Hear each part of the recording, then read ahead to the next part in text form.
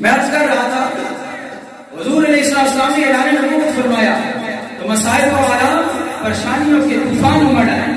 حضور علیہ السلام کو ستانا لوگوں نے کافروں نے شروع کر دیا, نبوت کا انکار کر دیا, رسالت کا انکار کر دیا.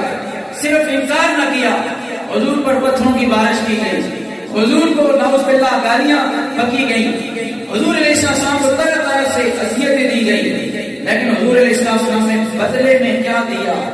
ان لوگوں کو دعائیں دی ہیں. کیا دی ہیں بدلے میں؟ اللہ کے نبی کو جن لوگوں نے پتھر مارے, نبی پاک علیہ السلام نے ان کو بدلے میں کیا دیا؟ دعائیں دی. نبی پاک علیہ السلام نے جنہوں نے گالیاں دی, نبی پاک علیہ السلام نے اس کے بدلے میں ریٹرن جواب کیا دیا؟ دعائیں دی. حضور علیہ السلام کا نام بگاڑا گیا. سنن نبی داؤد شریف کی حدیث پاک ہے, نبی کریم علیہ السلام فرماتے ہیں لوگ مجھے مصمم کہتے ہیں انا محمد